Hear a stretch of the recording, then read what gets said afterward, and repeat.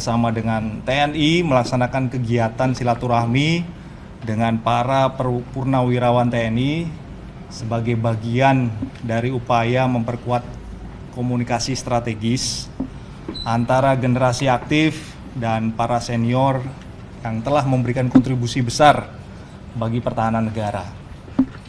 Forum ini menjadi ruang untuk menyampaikan perkembangan terkini terkait arah kebijakan pertahanan nasional, termasuk strategi pengembangan kekuatan TNI ke depan, sekaligus mendengarkan berbagai masukan dan pandangan konstruktif dari para purnawirawan terhadap dinamika lingkungan strategis yang terus berkembang. Dalam kesempatan ini juga ditegaskan bahwa kebijakan pertahanan Indonesia tetap berlandaskan pada prinsip konstitusi dan kepentingan nasional dengan strategi defensif aktif yang berorientasi pada menjaga kedaulatan negara tanpa mengganggu stabilitas yang ada di kawasan. Selain itu juga dibahas berbagai program penguatan postur TNI baik dari sisi organisasi, modernisasi maupun pengembangan sumber daya manusia sebagai bagian dari upaya membangun kekuatan pertahanan yang adaptif, profesional, dan berkelanjutan. Dan tidak kalah penting, kegiatan ini juga menjadi momentum untuk memperkuat sinergi dan kesinambungan pemikiran strategis antara generasi prajurit saat ini dengan para purnawirawan sehingga kebijakan pertahanan nasional tetap memiliki akar historis yang kuat sekaligus responsif terhadap tantangan masa depan. Kementerian Pertahanan menyampaikan apresiasi atas berbagai masukan yang diberikan secara langsung. Bapak Menhan Syafri Samsudin juga akan menyampaikan bahwa ini akan menjadi bagian dari proses penyempurnaan kebijakan pertahanan ke depan. Demikian yang dapat kami sampaikan. Terima kasih. Pak, terkait isu-isu yang selama ini sudah beredar seperti kerjasama dengan Amerika, overflight blanket itu juga apakah dibahas juga? Hal tersebut diupdate oleh Bapak Menhan Syafri terkait dengan kegiatan yang beliau lakukan, khususnya yang terakhir adalah bersama dengan Secretary of War Pete Hegseth beberapa waktu yang lalu. Itu disampaikan secara langsung kepada para purnawirawan. Pak Karo, masukan-masukan yang diberikan para purnawirawan ini apakah nanti akan jadi rekomendasi juga kebijakan yang akan dilaporkan ke Pak Presiden mungkin dari pasal?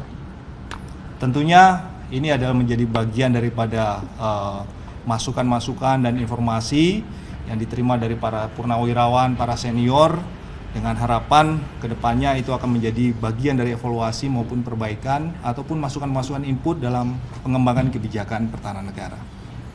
Terkait letter of intent, Pak Karo, yang kemarin sempat dibahaskan, pihak Kemhan sempat ingin mempertimbangkan kebijakan tersebut. Nah, sekarang perkembangan terakhirnya seperti apa, Pak?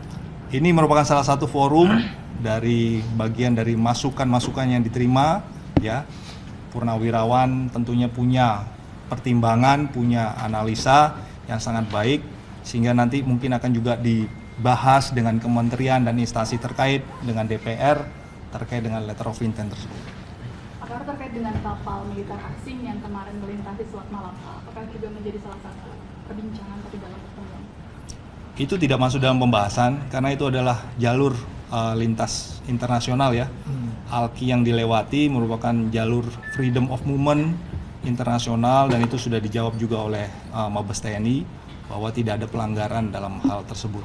Pak Karo, kemarin kan sempat ditargetkan juga TNI akan membangun 590 batalion teritorial pembangunan dan ketahanan pangan di beberapa daerah. Nah, itu juga menjadi pokok pembahasan kah dalam pertemuan tadi?